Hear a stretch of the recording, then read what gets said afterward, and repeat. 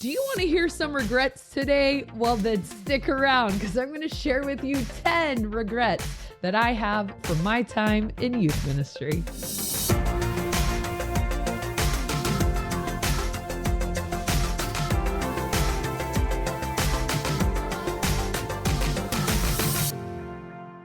Welcome to the Ministry Coach Podcast. My name is Jeff Lascola. This is Kristen Lascola. And this is the podcast and show where we bring you weekly tips and tactics to help you fast track the growth and health of your youth ministry. Today, we're talking all about your failures, of which there are plenty. Haven't we done an episode on Yeah, we did youth last ministry year, fails? This is not failure. This Regrets. is regret. Regrets.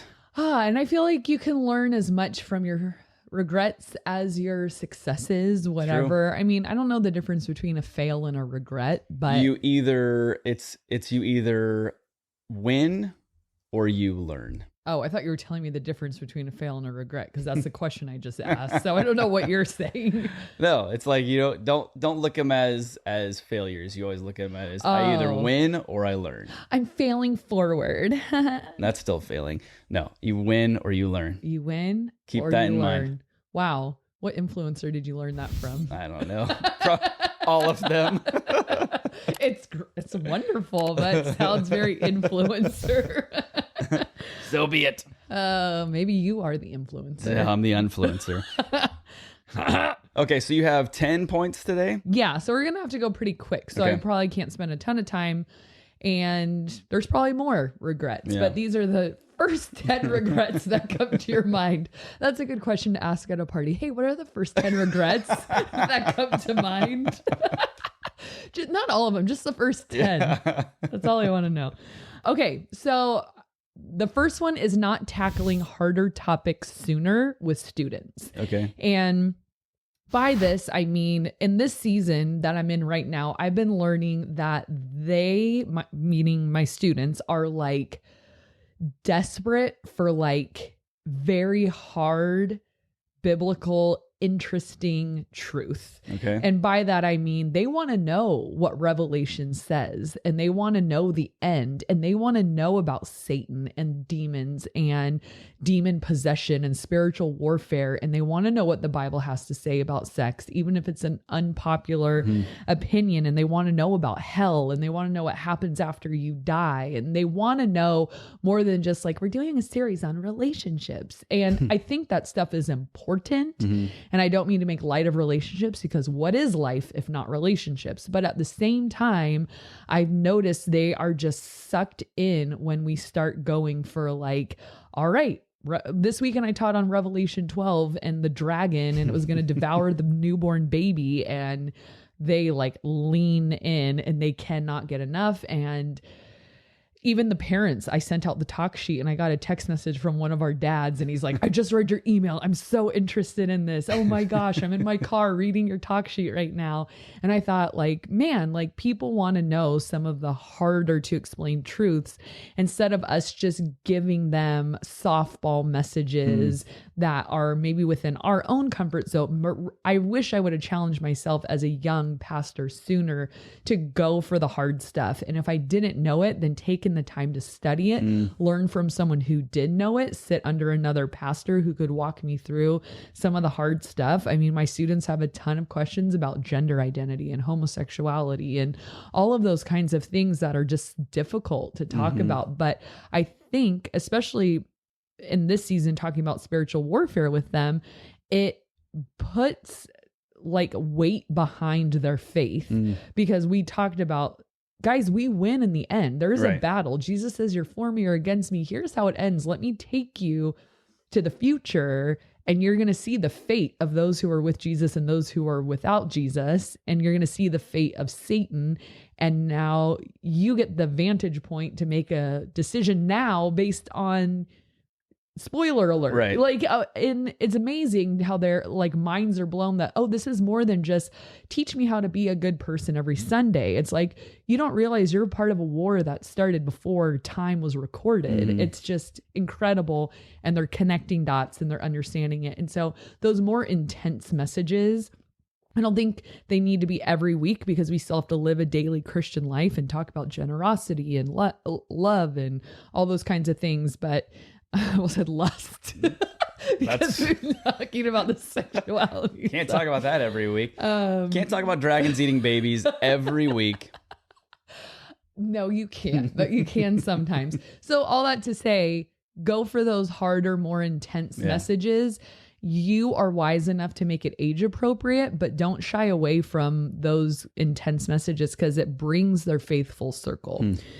Let's see. Number 2, I talked about this in episode not too long ago, but I really regret comparing myself constantly to other churches and other youth pastors, because what that did for a lot of those years of youth ministries completely made me second guess myself every single day. I couldn't even get through a meeting without dissecting everything I said afterwards. Like, was I stupid? Do they think I'm not a good leader? Right. Do they think I'm not know what I'm doing? Oh, that was supposed to be funny, but maybe it didn't seem funny, and maybe I should have spoken up, or maybe I shouldn't have spoken up, and like all these things because I just was so insecure about like, what the heck am I doing? Everyone's so much better than me. Why am I even here? Like, you know, that thing, I think Tina Fey talks about it a lot. It's called the imposter syndrome of like, why am I here? I shouldn't be here. And everyone knows it. And somehow I slipped under the radar because I literally used to think that like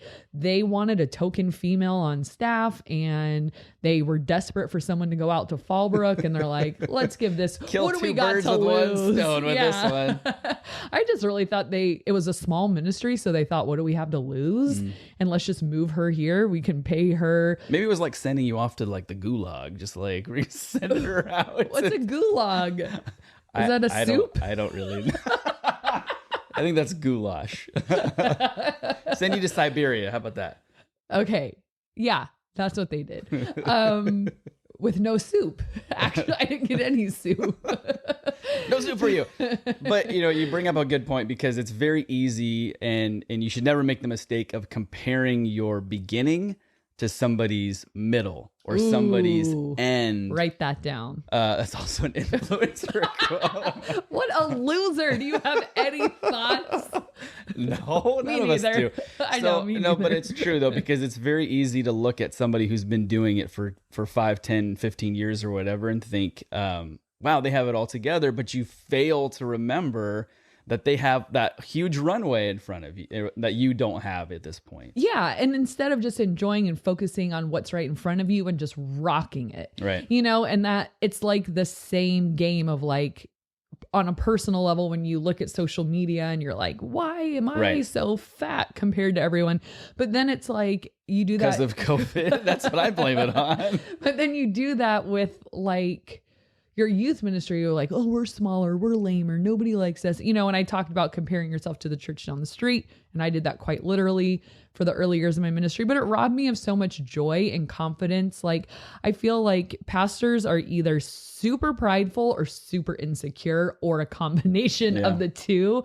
But it's like, I think that's our like vice, is like Satan like just pulls back this arrow of like insecurity and lets it fly fly the fire, or of pride, and both can take you down, you know. And I don't feel like I was as good of a pastor as I could have been because I wasn't confident. Like, I didn't want to like I'm getting by, like I know I'm not doing that good, but no, just as long as I keep them coming, they'll let me keep my job. And I just didn't really step into like, no, I'm here because God has called me and I'm equipped and I have everything I like. I didn't have that confidence, and I feel like I wasted a lot of time being like, I remember the first time Chris Brown called me pastor, I was like, like I blushed and I wanted to run away because I'm like, no, I'm not. Hush, don't tell anyone. They're gonna expect a lot from me. Well, I just thought everyone thinks I'm lame. Like, don't like Pastor Lame, Bill.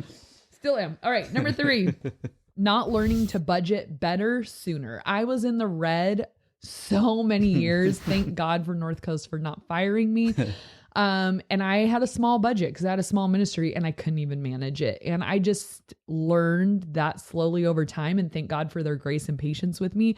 But I just realized, man, if you learn to budget your youth ministry well, you have so many more opportunities for things you can do throughout the year and come out in the black and be generous and do fun stuff no matter. And I can speak this with 100% truth, no matter what the size of your youth budget, because I've had a teeny tiny one and then a more comfortable one. I've never had a huge one.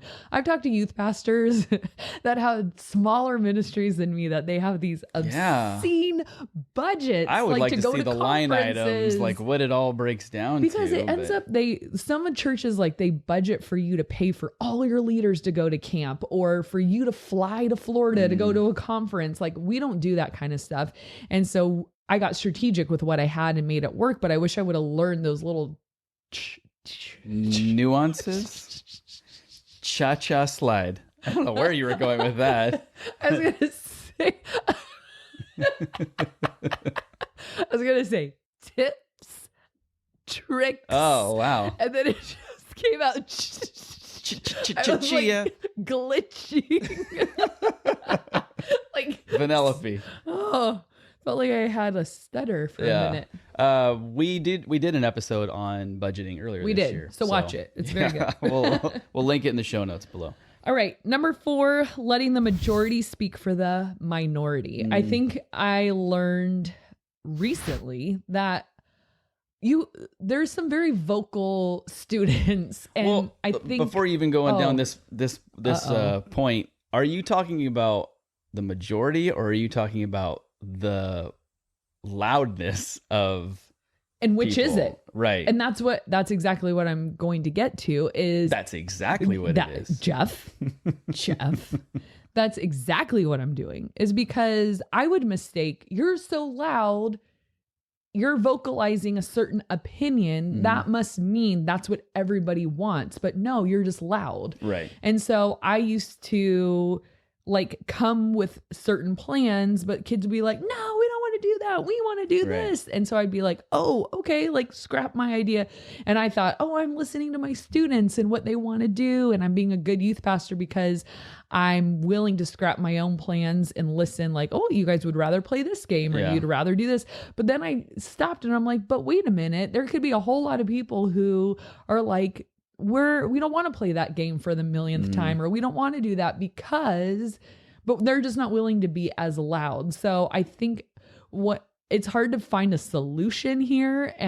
It takes a lot of like being brave enough to like, well, I'm going ahead with my plan because it could hit some people that need a quieter game every once in a while, or want to play an up in front game, or don't want to play dodgeball for the millionth time. Or we have this game called Predator that it's our students' favorite game. And so they like chant it every Tuesday, Predator.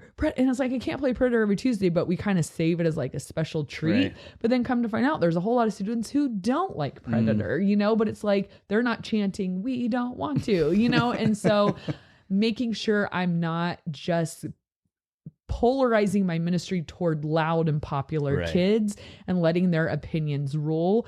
And it's amazing what you find in ministry when those loud, popular kids all of a sudden graduate and then what's left, and all of a sudden those students rise up and it's like, oh, you're here and you have a voice. And then, like it's just, you get to know them on a different level. So making sure you don't just blanket statement, like let the popular loud kids dictate all the culture. So then I say that this point should be changed then to don't go off of just the loudest.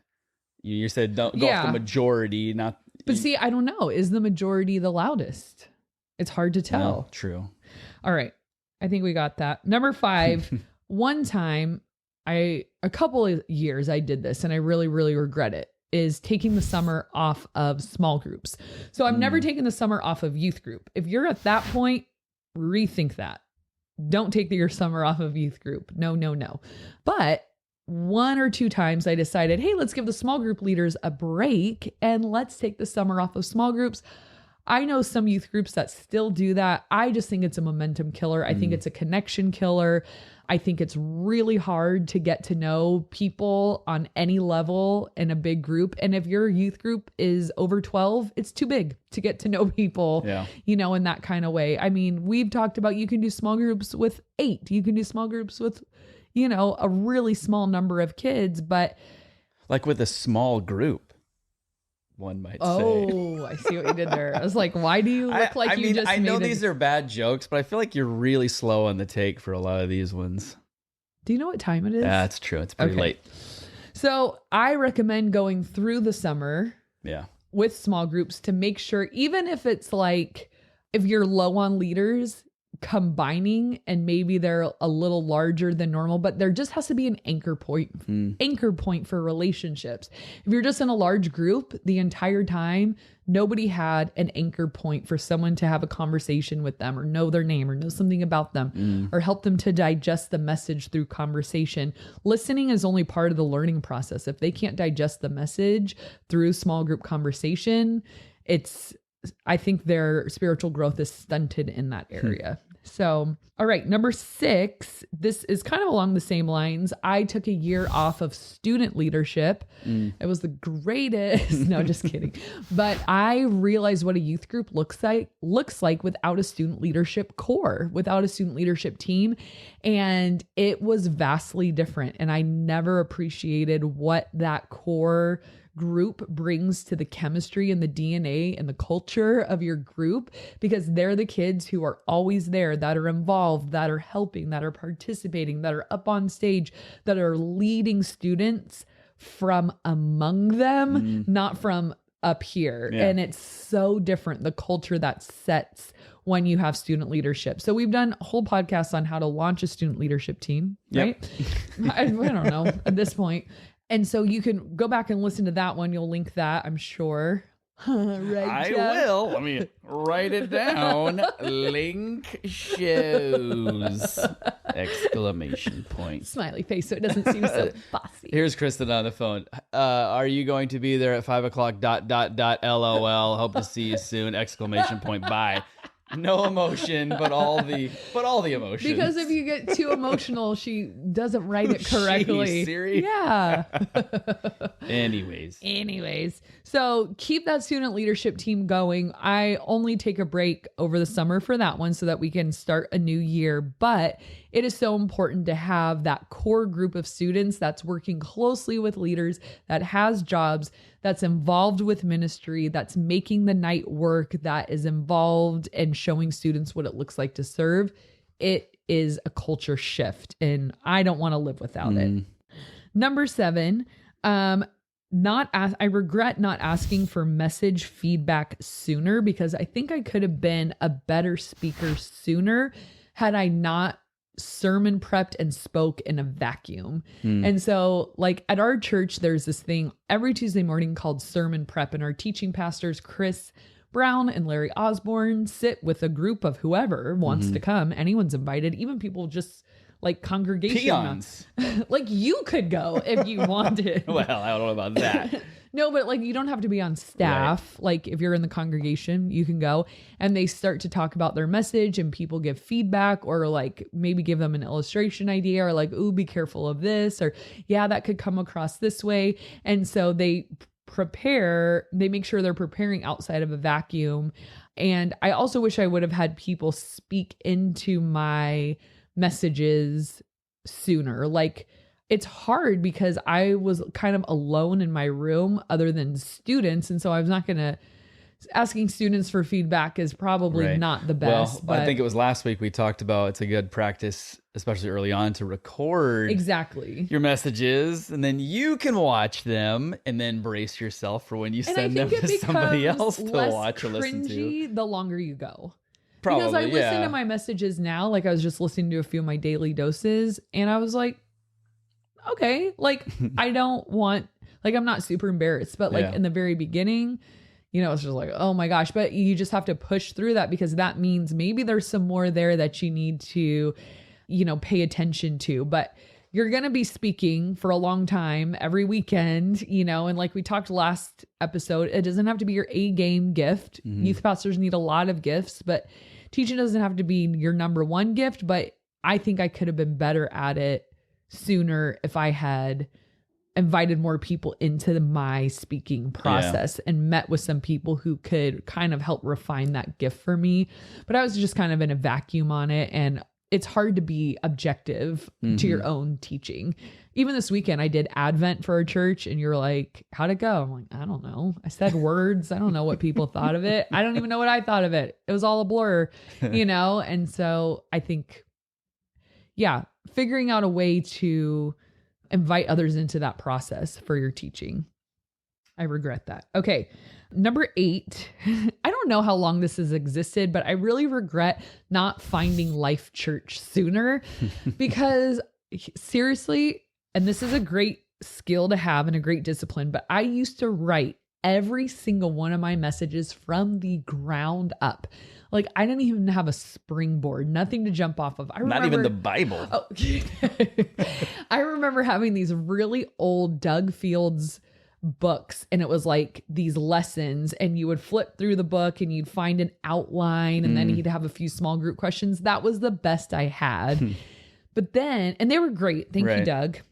But later on, I found Life Church, and they have a thing called Open. I'm sure you've heard of it by now, and it's amazing. It's free resources. Free. It's just free outlines, free graphics, free messages, free video, all this stuff to make your messages awesome.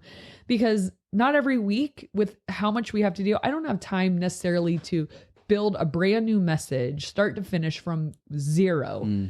And even if you don't need to take it like line by line and like completely take the message, but it also just gives you a framework, a jumping off point. And I just found that it cuts my prep time way down because it's like, ooh, I never thought of it that way. That's a good idea. Or, oh, I need these passages. This has a lot to do with what we're talking about. And, oh, this is a good structure. I'm going to follow that. And then you fill it in with your own teaching style and gift and the direction you want to go. Very rarely is it verbatim. What sounds exactly like how I used to plagiarize papers in college. Almost verbatim. Right. So it's okay to do now, not then, but just now. Change enough. But yeah, it's changed sermon prep for me major, and it's been helpful for me as I teach others to teach. So when my intern is brand new at teaching, it's really nice to give him some outlines and say, hey, here's the subject matter we're talking about. Here's something somebody's already done on it. Now read it, study it, dissect it, pull parts of it, and fill in the other parts with you and your own study and what God's teaching you. But it at least gets your brain going rather than just sitting there. Today we're talking about joy. What in the world should I say? Like, that's hard to do. It takes a long, long, long time. Okay. Number 9, I regret not knowing how to say no to things that just don't have my name on it.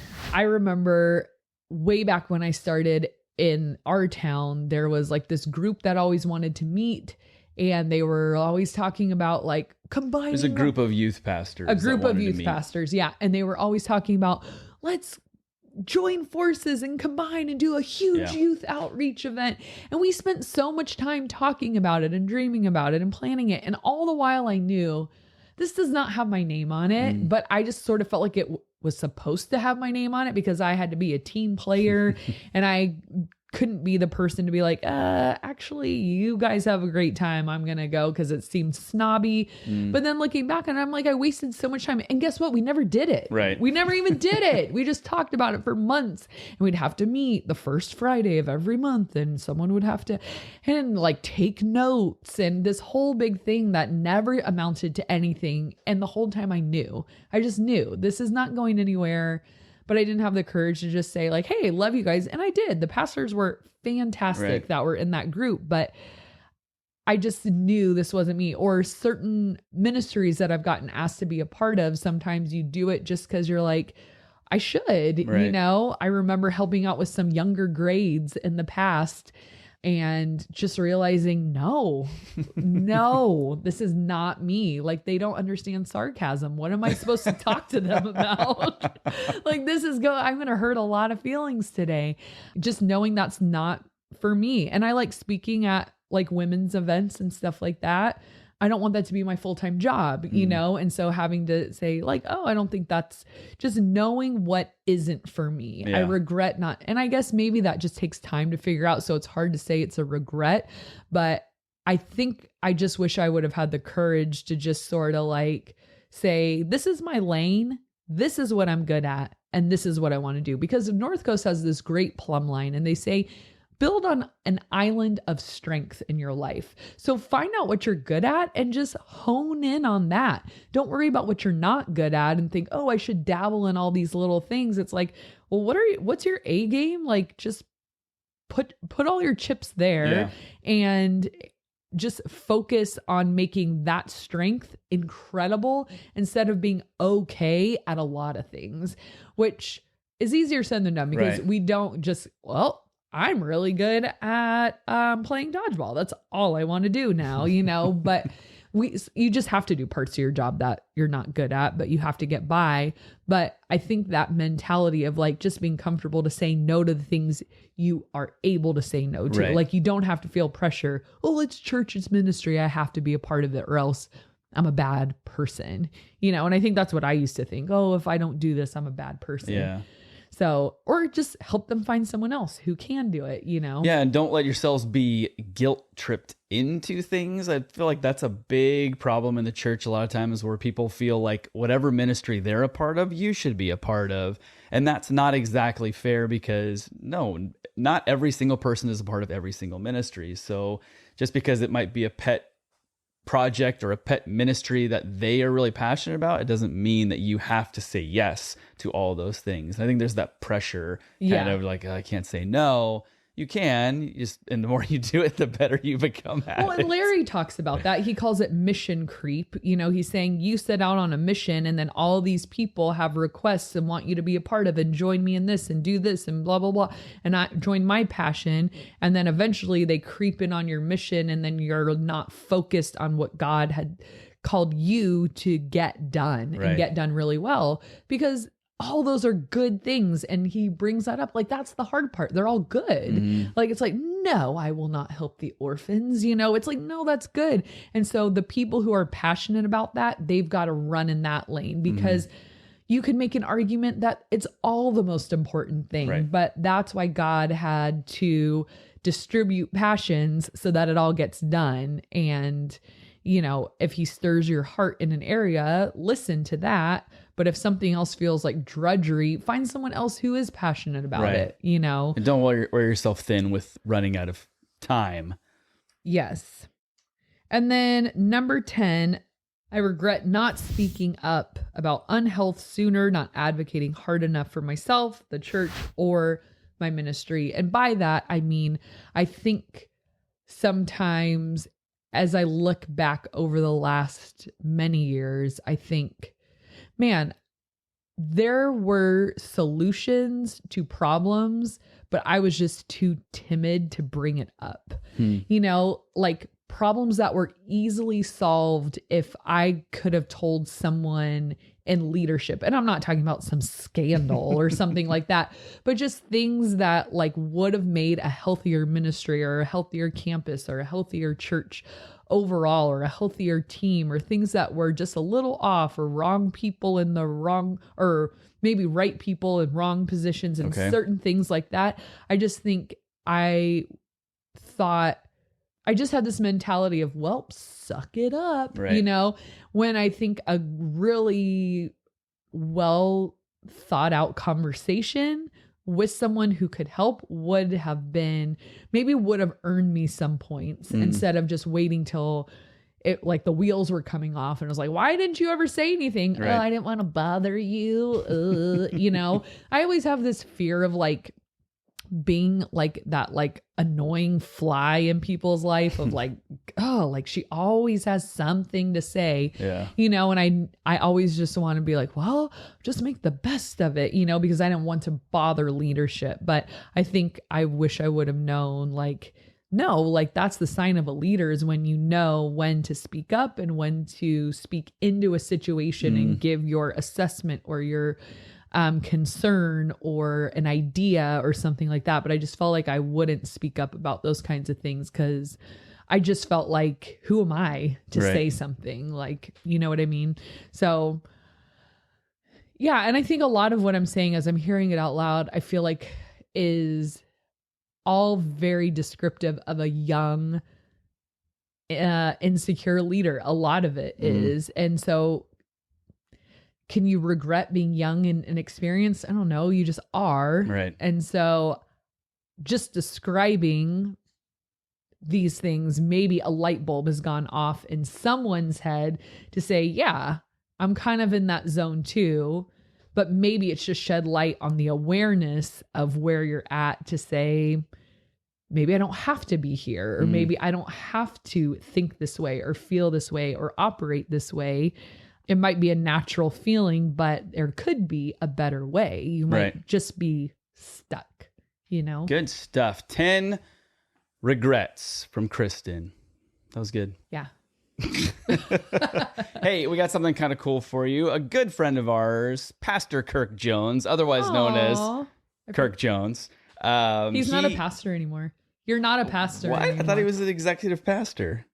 That's not. No, he's like operations guy. We're really getting into his job No, title. okay, he is a pastor. I always just make fun of him because he doesn't teach anymore, and I say, you're not a pastor. But yeah, okay, maybe he is. Pastor Kirk Jones wrote a book last year. It's a children's book based off of, is it The Night Before Christmas? Yeah. Like 'Twas the Night Before Christmas. Okay, so he redid that much better and has it really gospel centered. Yeah, it's like has the same cadence and the same vibe as The Night Before Christmas, but it's just the real Christmas story. Right. And it's meant for kids. It's super cool. So if you have kids or if you know people who have kids, it's a great gift. If you've heard of a kid, it's if a you great know what gift a kid is. to get for either yourself, your family, or for them. But check it out. We'll put it in the show notes below. But yeah, it's What's it called? It is called, I wrote it down, The First Christmas Eve. So make sure you guys, get that. And Yay, Kirk! Yay! So question of the day is, what do you do on your commute to and from work? It's usually one of three things. 1, pray. 2, listen to a podcast. 3, sit in complete silence. Because silence is hard to come by in my life. So sometimes I just like it being totally dead quiet. What podcast are you listening to these days? Most of the time I'm listening to a plant-based podcast. Boring. Yeah, I won't. Do you want me to list the plant-based podcast? The vegan I've already podcast? grown tired of this conversation. Mostly vegan stuff. And then I've been listening to a lot of Mark Clark lately for leadership podcasts. So if I'm not listening to vegan stuff, then I'm probably listening to Andy Stanley, Craig Groeschel, and then a little bit of Mark Clark lately. Okay. I don't have a commute. And Carrie Newhoff. How could I forget? Oh, how could you forget Carrie Newhoff? Carrie. I don't have a commute. My commute is from our bedroom to my office, so I don't really have time. What do you do? Fart, eat snacks. I fart, eat snacks down the stairs. It's very accurate. Yeah, probably true. If I guess back when I had a regular job, I think I would just listen to music and unwind. That's like Blink-182. Oh, yeah, dude. Yeah, same kind of thing though. Like I used to always say I did like a commute simply for the fact that like if it was an early morning, you're working early in the morning, it would wake me up. And if I was coming home, it would like recharge my brain. I don't know what I said that you wanted to laugh. Wake me up. Wake me up. I Tell let you wanted to make fun of me for something. You just wanted to keep going. I know. Maybe she didn't hear it. I didn't even know what it is. I stutter all the time.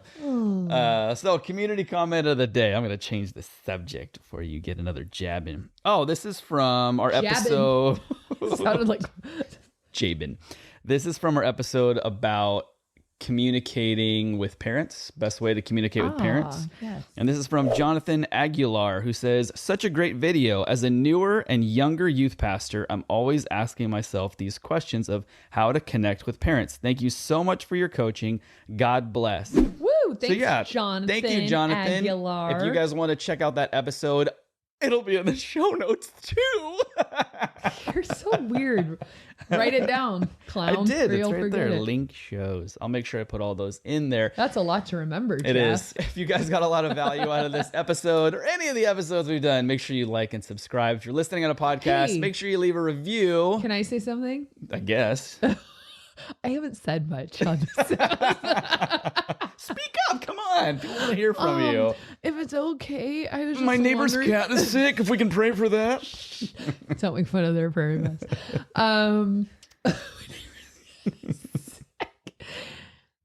Hey, I love episode ideas. Yeah.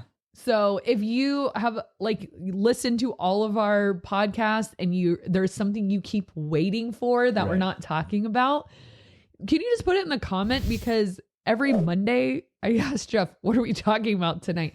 And we have this running list going. Why do baseball managers wear uniforms? And she shoots it down. Yeah, I don't even know what that means. So I'm like, so baseball managers, for some weird reason, wear baseball uniforms. Put in the comments below if you think that is super weird don't put it in the comments totally normal. Or I'll delete it because it's totally. That was going to be the question of the day. Who and you cares? shot it down. It's the weirdest question I've ever heard. I care. I think it's weird. Okay. Anyways, can you please give us some episode ideas in the comments? Because I want to do episodes that you want to hear. And I mean, there's no bad ideas. So just bring them on. We want them. Yeah. All right, you guys. That's it for today. Thank you so much. And we will see you next time.